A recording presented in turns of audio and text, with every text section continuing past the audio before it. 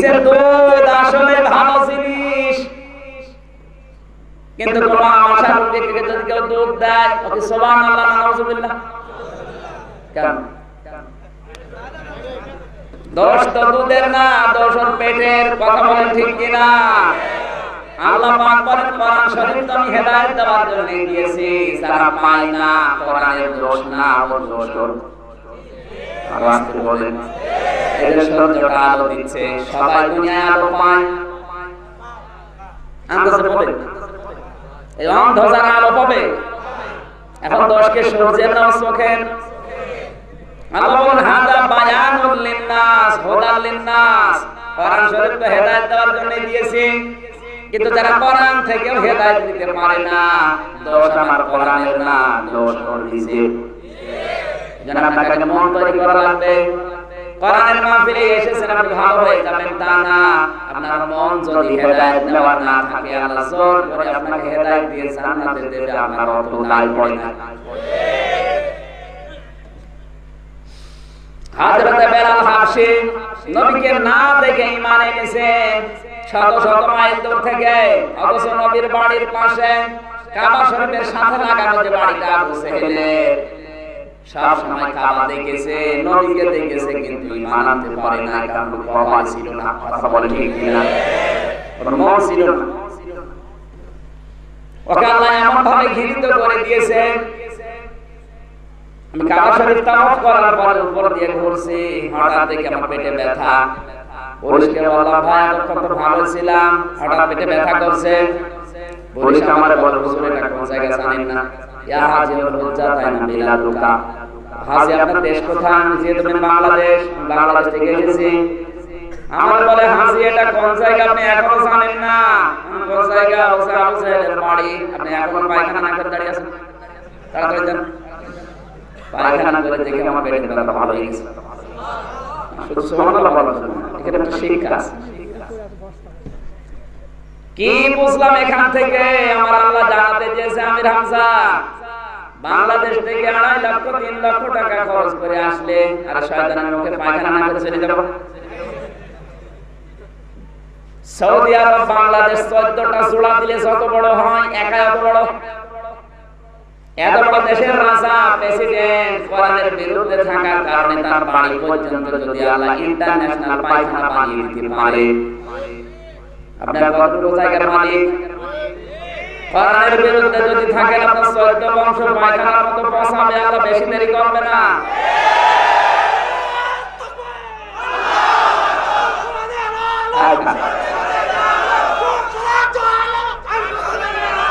আমি আর নিচে নামলাম না, এর পরেও যদি কেউ মনে করে আমি বুঝি না, এদিকে আসুন। আপনাকে আগে বোঝাচ্ছি, তারপরে সামনে যাচ্ছি। এজন্য আপনার মন আগে তৈরি করা লাগবে। নবীজির চাচা আবু তালিব নবীকে কোলে নিয়ে, কাঁধে নিয়ে, পিঠে নিয়ে, চোমা দিয়ে সারা জীবন বাড়িতে রেখে রেখে মানুষ করেছে, খাওয়িয়েছে, কিন্তু ওর মন ছিল না। আল্লাহকে হেদায়েত দিয়েছে। বুখারী শরীফের কিতাবুল ঈমানের হাদিস, নবীজি বলেন আমার চাচা যখন মারা যাচ্ছিল, আমি নিচে গেলাম, মাথার কাছে বলেছি, ইয়া আম্মি আবি তালিব, লা ইলাহা ইল্লাল্লাহ কালিমাতান আশহাদু লাকা বিহা ইনদাল্লাহি ইয়াউমাল কিয়ামাহ। রাহুল বুখারী। ডাক দিয়ে বলে, চাচা জোরে বলা লাগবে না, আমার কানের কাছে মুখ নিয়ে আস্তে করে বলেন লা ইলাহা ইল্লাল্লাহ মুহাম্মাদুর রাসূলুল্লাহ বলা লাগবে না। এতটুকু কথা যদি বলতে পারেন, কিয়ামতের দিন আপনার পক্ষে আমি ঈমানের সাক্ষী দিয়ে জান্নাতে পৌঁছিয়ে দেব। পাশে দাঁড়িয়ে ছিল আবু সেহেল আর উতবা সাইবা। আবু সুফিয়ান ডাক দিয়ে বলে, নেতা পড়বা, সারা জীবন বাপ দাদার ধর্ম মানলে এখন বাদিজার নতুন ধর্ম গ্রহণ করে কলঙ্কিত হবা। আর পড়ে না। নবীকে ডাক দিয়ে বলে, হামজা মুহাম্মদ তোমাকে ভালোবাসে, কিন্তু এই মুহূর্তে যদি কালেমাটা পড়ে মারা যায়, আবু সেহেল তুমি আর মানুষকে জানাবে আমি নাকি কাফির ছিলাম, হিন্দু ছিলাম, হিন্দু ছিলাম, তুমি আমারে মাফ করে দিও, আমি পড়তে পারলাম না। বগুড়াবাসী ওই অবস্থায় নবীজির চাচা মারা গেল, নবীজির মন খারাপ হয়ে গেল। সঙ্গে সঙ্গে ফেরেশতা জিবরাইল এসে বলে, হে নবী আপনি মন খারাপ করেন কেন? ইন্নাকা লা তাহদি মান আহবাবতা ওয়ালাকিন ইন্নাল্লাহা ইয়াহদি মান ইয়াশা ওয়া হুয়া আ'লামু বিল মুহতাদিন। জোরে বলেন আল্লাহু আকবার। সূরা কাসাস 20 নম্বর পারা 11 নম্বর পৃষ্ঠা 9 নম্বর লাইনে 6 নম্বর রুকুর 56 নম্বর আয়াত তাফসীরে ইবনে কাসির থেকে বলছে, আল্লাহ তাআলা বলেন, হে নবী আপনি মন খারাপ করেন কেন? হেদায়েত আপনার হাতে আমি দিয়ে দেই, যে যাকে ভালোবাসবেন দিয়ে দেবেন না, ওটা আমি আল্লাহ নিজের হাতে রেখেছি। আমি আল্লাহ জানি হেদায়েত পাবে কে। এজন্য আল্লাহ ইসমে তাফসীরে শিক্ষা দিয়েছেন, এটা আপনার চাচা আমি জানি, সারা জীবন আপনাকে কোলে নিয়েছে, কাকে নিয়েছে, জমা দিয়েছে, খাওয়িয়েছে আমি দেখেছি, কিন্তু হেদায়েত নেওয়ার মতো মনও ছিল না। হেদায়েত কে পাবে ওটা আপনার চাইতে আমি আল্লাহ ভালো জানি। এরপরে নবীজি আবু তালিবের কবরের পাশে দাঁড়িয়ে একটু হাত তুলে একটু দোয়া করেছিলেন, রব্বুল আলামিন তুমি আমার চাচা আবু তালিবকে মাফ করে দাও। সঙ্গে সঙ্গে জিবরাইল এসে বলে, হে নবী হাত নামান। কার জন্য হাত তুলেছেন? মা কানা লিন-নাবিয়্যি ওয়াল্লাযীনা আমানু আন ইস্তাগফিরু লিল-মুশরিকিন ওয়ালাউ কানু উলি কুরবা মিন বা'দি মা তাবায়্যানা লাহুম আন্নাহুম আসহাবুল জাহিম। সূরা তাওবা 11 নম্বর পারা 4 নম্বর পৃষ্ঠার 4 নম্বর লাইনের 113 নম্বর আয়াত, এটা ইবনে কাসিরে আছে। আল্লাহ তাআলা বলেন, হে নবী হাত নামান। কার জন্য হাত তুলেছে? এই লোকটা আপনার চাচা আমি জানি, কিন্তু লোকটা তো মুশরিক। বলেন, কোন নবীর জন্য, কোন ঈমানদারের জন্য এটা জায়েজ না, শোভনীয় না, উচিত না। কোন মুশরিকের জন্য আমি আল্লাহর কাছে ক্ষমা চাবে। বগুড়াবাসী মেধা যাদের আছে, বিবেক যাদের আছে বা খাটা, নবী নিজেরা 50 জন্য দোয়া করছে, হাত আল্লাহ ফেরত দিচ্ছে। আর বাংলাদেশের টাকা মুশরিক মারা যায়, আর আমরা দোয়া করে জানাতে দিয়ে আসি, মানে কন্টাক্টটা নিয়েছে। যে নবীর হাত দেওয়া লাগতো না, শুধু মনের ভেতরে কামনা আসলে কবুল হয়ে যেত, সেই নবী হাত তুলে বসে আছে, কবুল হচ্ছে না। আরে দেশে টাটকা মুশরিক মরে যায়, 10 বার গরু জবাই করে দিলেও জান্নাত পেয়ে যায়। আল্লাহ কি অত পাগল? ভান্ডার বাদদের খালি গরু খাওয়াই হয়, তাছাড়া কিছু হয় না। মানে কন্ট্রাক্টরে নিয়ে বসে আছে, জান্নাতে দিয়ে আসবো, বরং জান্নাতের বাবা।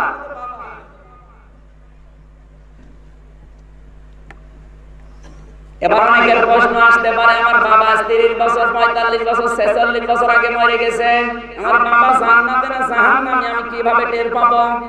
টের পাওয়ার দরকার নেই, আপনাকে দেখিয়ে দিচ্ছি। কোরআনে কারিমে আপনার বাবা মরেছে মাত্র 46 বছর আগে, আর কোরআনে কারিমে আল্লাহ দলিল দিয়েছে 1500 বছর আগে। আপনার বাবা কোথায় আমি বলবো, রাগ করবেন না। আল্লাহ রাব্বুল আলামিন বলেন, আমিনান নাসি মাইয়াতাখিযু মিন দুনিল্লাহি আনদাদা ইউহিব্বুনাহুম কাহুব্বিল্লাহ ওয়াল্লাযীনা আমানু আশাদ্দু হুব্বান লিল্লাহ ওয়ালাউ ইয়ারাল্লাযীনা যালামু ইয ইয়ারাউনাল আযাবা আন্নাল কুওয়াতা লিল্লাহি জামিআ ওয়া আন্নাল্লাহা শাদীদুল আযাব। সূরা বাকারা 2 নম্বর পারা 4 নম্বর পৃষ্ঠার প্রথম নম্বর লাইনের 164 নম্বর আয়াতের প্রথমে আছে, আল্লাহ বলেন, অনেক মানুষ এমন আছে দুনিয়ায়, আমি আল্লাহকে যেভাবে ভালোবাসা দরকার ওই ভালোবাসা তারা দুনিয়ার মানুষকে দিয়ে দিয়েছে। আজ আপনি বাংলাদেশের দিকে তাকান, অনেকে আল্লাহর চাইতে তার বাবাকে বেশি ভালোবাসে। এজন্য আল্লাহর কথা সব জায়গায় নেই, বাবার কথা সব জায়গায়। তাকিয়ে দেখবেন সাত দোকানে বসে আছে, তাও বাবার গল্প করছে। কিছু মানুষ বাংলাদেশে তৈরি হয়ে গেছে, ওদের কাছে ওদের নেতার কথা, বাবার কথা বললে মনে আনন্দ লাগে, কিন্তু আমার আল্লাহর ঘোষণা, আল্লাহর বড়দের কথা বললে ওদের মন খারাপ হয়। আল্লাযীনা আমানু আশাদ্দু হুব্বান লিল্লাহ, ইসমে তাফসীলের সিগা আশাদ্দু। ঈমান যাদের আছে ওদের কাছে সবচেয়ে বেশি প্রিয় আমি আল্লাহ। কারণ কি, আন্নাল কুওয়াতা লিল্লাহি জামিআ, সব কিছুর উপরে ক্ষমতা কার? আর জোরে বলেন। এই থিওরিটা বাংলাদেশে অনেক মানুষের ভেতরে নেই। অনেক মানুষের বিশ্বাসে এই ক্ষমতার উৎস জনগণ। আরো আসতে বলেন, এই আয়াত অনুযায়ী আপনি কি ফতোয়া দেবেন? ক্ষমতার উৎস যে লোকটা বিশ্বাস করে থিওরি মানে যে জনগণ, এই আয়াত আপনাকে কি আমাদের বিপক্ষে সাক্ষী দিয়ে জাহান্নামে নিয়ে যাবে? এরকম মুশরিক বাংলাদেশে মরে যায়। আমি কিন্তু বলি না যে আপনার বাবা মুশরিক ছিল, বলেছি। এখন যদি পড়ে যায় আমি করব কি? আপনার বাবা এখন কোথায় আপনি চিন্তা ভাবনা করেন, আমার বলা লাগবে না। হ্যাঁ, বলে দিলি ভালো। তো আরামে আছে। পাকিস্তানের সেই হানাদার বাহিনী বাংলাদেশের যখন আক্রমণ করেছিল, আমার দাদা বলছিল এক হিন্দুকে ডাক দিয়ে বলছে, বেটা তুই মুসলমান না হিন্দু? ও ভয়ে ছিল, বলে দিয়েছে আমি মুসলমান। তুই মুসলমান তাহলে কালেমা বল। বলছে লা ইলাহা ইল্লা আনতা সুবহানাকা ইন্নী কুনতু মিনাজ জালিমিন। পাক হানাদার বাহিনী বলে, বেটা বিয়াদব, এটা তো মুসিবতের দোয়া। হিন্দু বলছে, স্যার আমি কি কম মুসিবতে আছি? বলছে বলি এখানে আমি যে কম মুসিবতে আছি টের পাচ্ছে। আমির হামজা এসেছে বগুড়াতে, কথা শোনার পরে কিরামান কাতিবিন ভরে গেছে। আমি মনে করছেন কিরামান কাতিবিন শুধু কাদের উপরে না, হাজারো কিরামান কাতিবিন দাঁড়িয়ে আছে। আমি মানুষ ছোট এর জন্য অনেকে মনে করছে হুজুর এমনিতে দাড়ি কম, বাচ্চা হুজুর। আমার তো সার দিয়েও দাড়ি ওঠে না। এই যে ভাই দাড়ি কেটে কোন পাচ্ছে, আর আমি সার দিয়েও ওঠে না। আমার বংশে আমারই বড় দাড়ি। আমার যদি সবচেয়ে বেশি হয়, যেমন দাদাদের আছে সব মা করলো।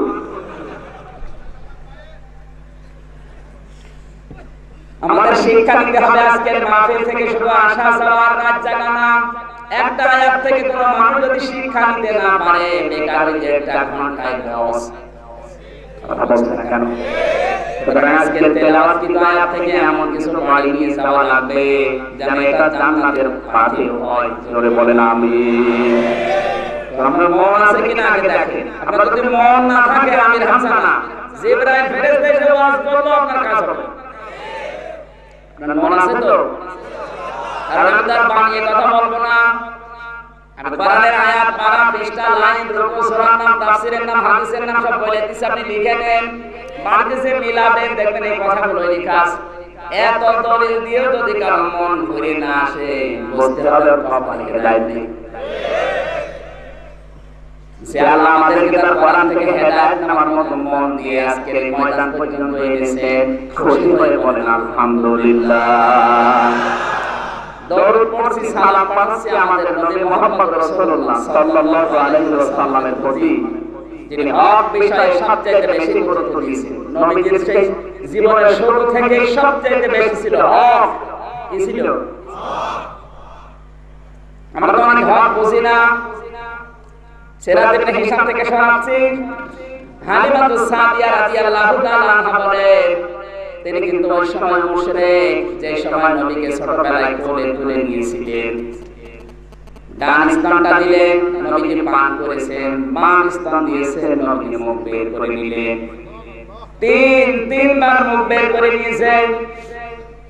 হযরত হালিমা বলেন, বারবার মুখ বের করে নেওয়া দেখে নবীজির চেহারার দিকে তাকালাম, দেখি নবী আমার দিকে তাকিয়ে আছে। চোখের ইশারা দিয়ে যেন বোঝাতে চাই, মা হালিমা আপনি জোর করেন কেন?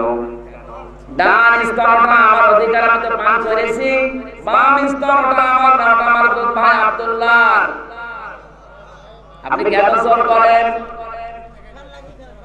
পৃথিবীতে আমি ভাইয়ের হক নষ্ট করার জন্য আসি না, এসেছি ভাইয়ের হক ফিরিয়ে দেওয়ার জন্য।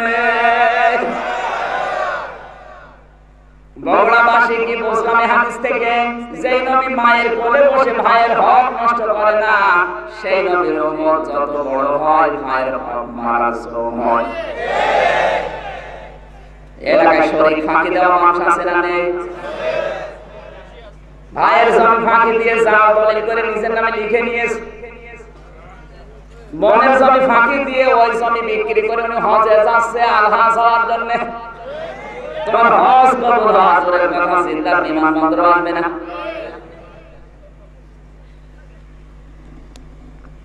অনেক মানুষকে গত বছর হজে যাওয়ার সময় দেখেছি ছেলের নামে ভালো ভালো সম্পদগুলো, দোকানগুলো, পজিশনগুলো সব লিখে দিয়েছে, আর মেয়ের মাথায় হাত দিয়ে বলছে মা তোর জন্য দোয়া করে দিলাম। টানটা শয়তান, নির্ভেজাল শয়তান। তুই দোয়া তো করবি, আগে দিলি কেন বলেন? আগে বল জমি ফেরত দেয়, এরপরে দোয়া কর। শরীক ফাঁকি দিলে তিনটা ক্ষতি হয়, তিরমিজির হাদিস। এক নম্বরে যারা শরীক ফাঁকি দিয়েছেন, ভাই বোন ছেলে মেয়ে এমনকি জনগণ, শরীক যারা ফাঁকি দিয়েছেন, যতদিন আপনি ফেরত না দেবেন ততদিন জীবনের কোন ইবাদত আপনার মাথার উপরে উঠবে না। দুই নম্বরে আপনি মরণের সময় বেঈমান হয়ে মারা যাবেন। তিন নম্বরে যে সম্পদগুলো, অর্থগুলো, টাকা পয়সাগুলো ফাঁকি দিয়ে এক জায়গায় রেখে গেছেন, আপনি কিন্তু ভোগ করতে পারেননি, ওই টাকা আপনি মরণের পরে আপনার ছেলে মেয়ে স্ত্রী পুত্র ওগুলো আরো অবৈধ কাজে ব্যয় করবে, আর সবগুলো বিকাশ হয়ে আপনার কবরে যাবে। বিকাশ বুঝছেন? তাহলে ক্ষতি হয়ে গেল আমাদের তিনটা, যারা শরীক ফাঁকি দেয়। এক নম্বরে জীবনের ইবাদত বন্দেগী শেষ, দুই নম্বরে মরণের সময় ঈমান নসিব হয়নি বেঈমান, তিন নম্বরে কিয়ামত পর্যন্ত ওই সম্পদ যত অবৈধ কাজে ব্যয় হবে ফ্ল্যাক্সি লোড হয়ে বিকাশ হয়ে কবরে আসতে তারা আযাব আরো বাড়ছে। কথা বলেন। এবার আল্লাহকে সাক্ষী রেখে বলেন তো শরীক ফাঁকি দিয়েছেন কারা? হাত তোলেন দেখি। কোন? একজন? আলহামদুলিল্লাহ। এলাকায় ওয়াজ দেওয়ার দরকার কি? এত সব আল্লাহ বলি এলাকায় ওয়াজ দেওয়ার দরকার নেই। ওয়াজ দেওয়া লাগবে যারা শরীক ফাঁকি দেয় তাদের কাছে। এই মাত্র এই কয়জন মানুষ আমার মাহফিলে, আমি যতদিন মাহফিল করেছি এই বছরের সবচেয়ে কম, এক একটা মাহফিলে 50,000 1 লাখ করে মানুষ হয়। আরে এই কয়জন মানুষ, এই প্রধানমন্ত্রী বলছিল জীবনে এত মানুষ প্রথমে দেখলাম মাহফিলে, মিলাদ দিলে কিন্তু ডবল মানুষের গোষ্ঠী হয়। মাত্র এই কয়জন মানুষের খুব বেশি হলে 10,000 হবে। এই 10,000 মানুষের সামনে আপনার হাত তুলতে লজ্জা হয়, কিয়ামতের ওই ময়দানে আপনার কপালে আল্লাহ লিখে দেবে শরীক ফাঁকি দিয়েছে। কোরআনে কারীম জানিয়েছে قد خسر الذين كذبوا بلقاء الله حتى إذا جاءتهم الساعة بغتة قالوا يا حسرتنا على ما فرطنا فيها إلى آخر آية সূরা আনাম 7 নম্বর পারা 10 নম্বর পৃষ্ঠা 6 নম্বর লাইনে 4 নম্বর রুকু 30 নম্বর আয়াতের প্রথম অংশে আছে আল্লাহ তাআলা শব্দ শুরু করার আগে কদ দিয়েছেন। কদ খাসিরা, খাসিরা মাসের সিগা, পাস্ট, এটা অতীতের শব্দ। আল্লাহ তাআলা বলেন ক্ষতিগ্রস্ত হয়ে গেছে ওই মানুষগুলোর জীবন। আমি আল্লাহর সাথে সাক্ষাৎ হবে, বিশ্বাস যাদের নেই, এ বাংলাদেশে নেই। আল্লাহর সাথে সাক্ষাৎ হবে, দাঁড়িয়ে হিসাব দেওয়া লাগবে, বিশ্বাস যাদের নেই ওদের জীবন ক্ষতিগ্রস্ত হয়ে গেছে। হঠাৎ করে যখন তাদের সামনে মরণ চলে আসে তখন পেছনের দিকে তাকায় আর বলে আফসোস আমার জীবনের জন্য আমি কি করেছি। আর যখন কিয়ামত আসবে আমার আল্লাহ বলেন হুম ইয়াহমিলুনা আওসারহুম আলা সুহুরিহিম ওয়া মান এবং হুম মানে তারা ইয়াহমিলুনা হামালা ইয়াহমিল মানে বহন করা। এটা মুজাহিদের আলোচনা, বর্তমান ভবিষ্যৎ প্রেজেন্ট ফিউচার। সারের বহুবচন আওসার আলা মানে উপরে, সুহুর মানে পিঠ, হিম মানে তাদের। কিয়ামতের দিন তাদের পাপের বোঝাকে আল্লাহ পিঠের উপরে চাপিয়ে দিতে থাকবে। আল্লাহ দেবে তা না, দিতেই থাকবে। তার মানে কি আল্লাহ এজন্য আওসার দিয়েছেন। পৃথিবীতে আপনি যদি চলমান কোন গুনাহ করে যান, কান লাগান, সাদকায়ে জারিয়া যদি থাকে, দুনিয়ায় গুনাহে জারিয়া আছে না নেই? আপনার যদি গুনাহে জারিয়া কায়েম করা থাকে, আপনি হয়তো মারা গেছেন, 50 বছর হায়াতে 50 মণ গুনাহ করেছিলেন, মরে গেলেন, মরণের পরে কিন্তু আমার আল্লাহ 50 মণ গুনাহ চাপিয়ে দিয়েছে আপনার পিঠের উপরে। আপনার হিসাব শেষ নাকি না? আল্লাহ ঝাড়টা দিয়ে ঝাড় দিত। কোরআনের প্রতিটি শব্দে লক্ষ লক্ষ কথা লুকিয়ে আছে, শুধু টেনে বের করা দরকার। আমি একটা দুইটা না, বিশ্ববিদ্যালয়ে প্রায় 12টা তাফসীরে আল-আজহারের সাথে মিলিয়েছি। মুফাসসিরিন ইকরাম আল-আজহার শব্দের ব্যাখ্যা দিয়েছে। আপনি যদি 50 বছর হায়াত নিয়ে 50 মণ গুনাহ করে মারা গেছে, এই 50 মণ আল্লাহ চাপিয়ে দিলে শেষ হয়ে যেত না। আপনার উপরে গুনার বোঝাগুলো আল্লাহ চাপাতেই থাকবে। কারণ কি? আপনি 50 বছর হয়তো 50 মণ গুনাহ করে মরে গেলে, কিন্তু এমন সন্তান রেখে গেছেন, সন্তান কিন্তু বসে নেই, ও 180 মাইল থেকে চালাচ্ছে। আপনি এমন সংগঠন তৈরি করেছেন, সে সংগঠনের ছেলেরা মেয়েরা বসে নেই, ওরা দেদারসে গুনাহ করছে। আপনি এমন দল তৈরি করে গেলেন, আপনি মারা গেছেন কিন্তু দলের লোক তো বসে নেই। যতদিন ওই দলের ওই সংগঠনের ওই ছেলে ওই মেয়ে ওই স্ত্রী অপরাধ করবে, সব ফিলাক্সি লোড হয়ে আপনার আমলনামায় যাবে। গোনা ছিল 50 মণ, এখন হচ্ছে 500 মণ। এরকম জীবন তো বাংলাদেশে কারণ নেই। আছে মানে আমাদেরই।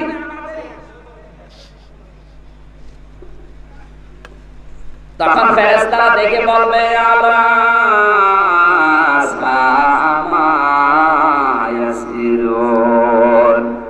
নিকৃষ্ট বোঝাই লোকটা ভ্রমণ করে নিয়ে যাচ্ছে। বলে নাউজুবিল্লাহ। শরীর ফাঁকি দেওয়া খুব কঠিন গোনা। এলাকায় যদি কেউ পড়ে থাকেন আর মাহফিলে এসেছেন ভালো হওয়ার জন্য, সকালবেলা আপনি ফেরত দেন, তারপরে নামাজ পড়েন। কথাটা সব কয়েক জন্য অনেকের মন খারাপ হয়ে গেল না, মানে হয়তো অনেকের মন খারাপ করে বসে আছে। যে কটা মন খারাপ বুঝবেন ফাঁকি দেওয়ার জোর, তাড়াতাড়ি হাসে। নবীর উপরে দরুদ পড়ছে, এজন্য তিনি হক বিষয়ে অধিকারের বিষয়ে সবচেয়ে বেশি সচেতন ছিলেন। আল্লাহ আমাদেরকে এরকম সচেতন হওয়ার যেন তৌফিক দেন। জোরে বলেন আমিন। আমার আজকের আলোচনার বিষয়, এই গতকালকে আমি নওগাঁয় একটা আলোচনা করেছিলাম, ওখানে ঈমানের 4টি পয়েন্টে কথা বলেছিলাম, যে বাংলাদেশে আসলে ঈমানদার আছে কিনা। ওই জায়গায় ছিলেন না? অনেকে ছিল। 4টি পয়েন্টে কথা বলেছিলাম। আজকে বলেছি সূরা শুরা, এই যে 36 নম্বর আয়াত থেকে আলোচনা শুরু করব। কালকে বলে দিয়েছিলাম আজকের বিষয়টা হচ্ছে আখিরাতের ঘর স্থায়ী এবং উত্তম। আখিরাতের ঘর কিন্তু আপনার জন্য স্থায়ী, কিন্তু সবার জন্য আল্লাহ উত্তম আখিরাতের ঘর বানাবে। অনেকে মনে করে জান্নাত জাহান্নাম বানানো আছে, শুধু যে ঢুকবো না। আপনি দুনিয়ায় যা করবেন ওইটা দিয়ে হয় জান্নাত তৈরি হবে অথবা জাহান্নাম তৈরি হবে। নবীজি মেরাজের রাতে গিয়ে দেখলেন কিছু ফেরেশতারা একতলা দুইতলা গেটে বসে আছে, ইট বালি সিমেন্ট হাতে নেই। ডাক দিয়ে বলে, ইয়া আখি জিবরাইল, হে ভাই জিবরাইল, এরা কারা? এরা কাজ না করে বসে আছে। হযরত জিবরাইল বলে, হে নবী, এরা আপনার উম্মতের সমস্ত কর্মচারী। আগে উম্মতগুলো ভালো ভালো কাজ করত, এইজন্য এদের হাতে ইট বালি সিমেন্ট আসতো। এই বগুড়ার ভাটার ইট না, ওটা জান্নাতের ইট। আপনি দুনিয়ায় একবার সুবহানাল্লাহ বলেছিলেন, একটা মানুষকে সাহায্য করেছিলেন, ওইটা ইট হয়ে ফেরেশতাদের হাতে গেছে, ওইটা দিয়ে ওরা ঘর বানিয়েছে। হে নবী, ওরা এখন ভালো কাজ করা ছেড়ে দিয়েছে, এইজন্য ফেরেশতাদের হাতে ইট বালি আর আসে না, ওরা গাঁথবে কি দিয়ে? এজন্য পড়ে আছে একতলা হয়ে। এখন যদি আপনি মারা যান, আর যাওয়ার পরে দেখেন যদি ঘর হয়েছে কিন্তু ছাদ নেই, থাকবেন কি? সুতরাং যতটুকু হায়াত আছে, আজকের হায়াতটা কি ওই কথায় জানাবে। আমরা যেন আজকের হায়াতটা থেকে কিছু শিক্ষা নিয়ে দিতে পারি। কোন আয়াত থেকে কথা শুনতে হলে 5টা বিষয় লক্ষ্য করা লাগে। তাফসীরে মাসারি আল্লামা সানাউল্লাহ পানিপতি লিখেছেন 5টা বিষয় প্রথমে হিসাব করা লাগে। কয়টা? 1 নাম্বার আয়াতের সঠিক তেলাওয়াত, 2 নাম্বার আয়াতের সঠিক অর্থ, 3 নাম্বার ঐতিহাসিক প্রেক্ষাপট, শানে নজর, 4 নাম্বারের বাস্তব ব্যাখ্যা। ওই মানধাত আমলের ব্যাখ্যা না, বাস্তব ব্যাখ্যা দেওয়া লাগবে কোরআনের যে কোনো আয়াতের। কারণ কি বলেন তো? কারণ 700 বছর 1000 বছর আগে যে তাফসীরগুলো লিখিত আছে, ওগুলো ভুল ছিল না সঠিক ছিল, কিন্তু যুগের জ্ঞানের আলোকে বাস্তবতার চাহিদা অনুযায়ী ওই তাফসীর এখন চলবে না। এই যে ডাক্তার সাহেব বসে আছে, 700 বছর 1000 বছর আগে লিখিত যে বই, ডাক্তারি বই, ওইটা পড়ে বললেন এখন ডাক্তার হয়, রোগী আর মেরে ফেলবে। কথা বলছেন না কেন? এখন নতুন নতুন বই পড়ে ডাক্তার হওয়া লাগছে, কারণ এমন এমন রোগ আছে যেগুলো 700 বছর আগে ছিল। উদাহরণ দিতে গিয়ে আমি বলি মাঝে মাঝে, এই বাংলাদেশ থেকে যদি 200 বছর আগে কোনো লোক মারা যায়, পরে যদি আপনি কবর থেকে তুলে আনেন, বাংলাদেশ ব্যাংকের সামনে দাঁড় করিয়ে দেন, 30 তলা ভবন থেকে চিন্তা করবে আল্লাহ বাস কই, কি বাস না হলে উঠতে পারবে? যে লোকটা 100 বছর আগে মারা গেছে, ওরে কবর থেকে তুলে আনেন, তখন তো বাস খুঁজবে না, ও চিন্তা করবে ঘরের সিঁড়ি আছে কিনা দেখি। এখান থেকে 50 বছর আগে যে লোকটা মারা গেছে, ওকে যদি কবর থেকে তুলে আনেন, ও বাসও খুঁজবে না, সিঁড়ি খুঁজবে না, ও চিন্তা করবে লিফট আছে কিনা দেখি। আর এখান থেকে আরো 50 বছর পরে যে লোকটা মারা যাবে, ওকে যদি আপনি কবর থেকে তুলে আনেন, ও বাস, সিঁড়ি, লিফট কিছু খুঁজবে না, ও চিন্তা করবে রিমোট আছে কিনা দেখি। শুধু টিপ দেবো, এক টিপে 28 তলা। এরকম সময় আসতেছে, কোরআনে কারীম আল্লাহ ঠিক রাসূলের কাছে নাযিল করার সময় এটাই জানিয়েছে, ওয়ালা ইয়াতুনাকা বিমাসালিন ইল্লা জিনাকা বিল হাক্কি ওয়া আহসানা তাফসীরা। সূরা ফুরকান 19 নম্বর পারা 2 নম্বর পৃষ্ঠার প্রথম নম্বর লাইনে 4 নম্বর রুকুর 32 নম্বর আয়াত। তাফসীরে কাবির থেকে বলছি, আল্লামা ফখরুদ্দিন রাজি রাহমাতুল্লাহ আলাইহি ব্যাখ্যা করতে গিয়ে লিখেছেন, এই পৃথিবীর মানুষেরা নবীকে আল্লাহ জানাচ্ছেন, হে নবী, দুনিয়ার মানুষ যখন বিভিন্ন সমস্যা নিয়ে আপনার কাছে আসবে, আপনি কোরআন থেকে সঠিক তাফসীর করে তাদের ব্যাখ্যা করে জানিয়ে দেবেন। বাস্তবতার নিরিখে কোরআনে কারীমকে আপনাকে জনগণের সামনে তুলে ধরা লাগবে। ওই মানধাত আমলের তাফসীর যেগুলো আছে 700 বছর, 1000 বছর, 1200 বছর আগের লেখা, ওগুলো পড়ে যদি আপনি বোঝাতে চান, এই সাধারণ মানুষকে বোঝানো যাবে, কিন্তু যারা বিজ্ঞান গবেষণা করছে, যারা বিশেষ করে ডাক্তারি পড়ছে, ওদেরকে আপনারা সহজে বোঝাতে পারবেন না। কি বলেন? খালাকাল ইনসানা মিন আলাক, আল্লাহ মানুষ বানিয়েছে আলাক দিয়ে। এই শব্দটার ব্যাখ্যা পুরাতন তাফসীর যেগুলো আছে, তাফসীরে কাদিম, উনি যদি কোরআন পড়তে পারে বুঝবে, খালাকাল ইনসানা মিন আলাক, আল্লাহ মানুষ বানিয়েছে আলাক দিয়ে। আলাক মানে আপনি পুরাতন তাফসীরে দেখবেন আলাক মানে যোগ, আলাক মানে জমাট বাঁধা রক্ত। কিন্তু এখন যেগুলো ডিজিটাল তাফসীর, আধুনিক তাফসীর, এখানে কিন্তু আলাক মানে যোগ লেখা নেই, শুধু আলাক মানে জমাট বাঁধা রক্ত না, এখন আলাক মানে লেখা আছে ঝুলিয়ে থাকা বস্তু। কারণ মায়ের জরায়ুর ভেতরে সন্তান কি করে ঝুলে থাকে, এই ক্যামেরা ভিডিও আবিষ্কার হওয়ার আগে এটা মানুষের কল্পনায় আসে না, এসেছে। কিন্তু এখন কম্পিউটারের মাধ্যমে সব দেখা যাচ্ছে। রাবারের উপরে কামড় দিলে যে দাগটা বসে যায়, মায়ের জরায়ুর ভেতরে সন্তান ঠিক আর ওইখানে ঝুলিয়ে রেখেছে। সুবহানাল্লাহ বলতে পারেন? এই তথ্যটা যদি আপনি 700 বছর আগে মানুষকে জানাতেন, যেমন ক্যামেরা ছিল না, ভিডিও ছিল না, কম্পিউটার ছিল না, ইউটিউব ছিল না, টিউবনেট ছিল না, ইন্টারনেট ছিল না, ফেসবুক ছিল না, ওকে আপনি যতই বোঝাতেন বুঝতো। সুতরাং ওই সময় যারা তাফসীর লিখেছে হয়তো ওই সময় কোনো সঠিক, কিন্তু এখন যুগের জ্ঞানের আলোকে বাস্তবতার নিরিখে বাস্তব ব্যাখ্যা দেওয়া লাগবে। এই আয়াতের ব্যাখ্যা 700 বছর আগে একরকম, কিন্তু এখন হবে আরেকরকম। এখন কি দিয়ে বলা হবে? কম্পিউটার দিয়ে। কি দিয়ে বলেন? কোরআনে কারিমে আল্লাহ 1500 বছর আগে একটা আয়াত দিয়েছেন, কি ওয়াইদু লাহুম মাস্তাতাতুম মিন কুওয়াতিন ওয়া মিন রিবাতিল খাইরি তুরহিবুনা বিহি আদুওয়াল্লাহি ওয়া আদুওয়াকুম ওয়া আখারিনা মিন দুনিহিম। এদিকে তাকান, সূরা আনফাল 10 নম্বর পারা 3 নম্বর পৃষ্ঠা 9 নম্বর লাইন 13 নম্বর লাইনে 60 নম্বর আয়াতের প্রথম অংশে আছে, আল্লাহ তাআলা বলেন, হে নবী, হে মুসলমানেরা, পৃথিবীতে ইসলাম ধ্বংস করার জন্য ওরা সেইটা হাতে নিয়েছে, তোমরা ওইটা উল্টিয়ে ইসলামের পক্ষে কাজে লাগাও। ইসলাম দুনিয়ার দিকে তাকান, মুসলমান ধ্বংস করার জন্য ওরা হাতে নিয়েছে কি? সবচাইতে বড় বেশি মিডিয়া। কথা বলা লাগবে। এই যে টুপি মাথায় দেওয়া মানুষগুলো আলেমদেরকে আজ পৃথিবীর সামনে সবচাইতে বেশি কালার করেছে কিন্তু তথ্য সন্ত্রাস। আলেমদের নামে যে নতুন নতুন উপাধিগুলো লাগিয়েছে, এটা পৃথিবীর নতুন শব্দগুলো যারা লাগিয়েছে, ছোটখাটো মেধা থেকেও শব্দ আসে না, আলেমদের নামে লাগিয়েছে তেতুল হুজুর। তবে আমরা যদি আসলে একটু বুঝি, তেতুল হুজুর এই শব্দটা পৃথিবীর নতুন শব্দ। কোন মেধা থেকে এসেছে আপনি দেখেছেন? ছোটখাটো কোন মেধার কাজ না, যেখান থেকে এসেছে আমি নাম বললাম না। আগুন সন্ত্রাসী এই শব্দটা পৃথিবীর নতুন শব্দ, যেখান সেখান থেকে ও শব্দ আসে না, ও মেধা লাগে। আর এই জায়গায় আপনি তথ্য দিয়েছেন, ওই ইসলামের পক্ষে কোনদিন তথ্য কাজে লাগাবে না, লাগাবে ইসলামের বিপক্ষে। এই যে আজ ইসলাম প্রচার করতে আমরা পারি না, এখানে কথা বললে খুব বেশি হলো 10,000 মানুষ শুনছে, কিন্তু আজ আমাদের হাতে যদি মিডিয়া থাকতো, টিভি চ্যানেলগুলো আজ যদি মুসলমানদের হাতে থাকতো, তথ্য যদি মুসলমান ইমানদারদের হাতে থাকতো, এটা তামাম দুনিয়ায় ছড়িয়ে দেওয়া 1 মিনিটে 1 আদমি। এগুলো তো আমরা ছড়াতে পারি না।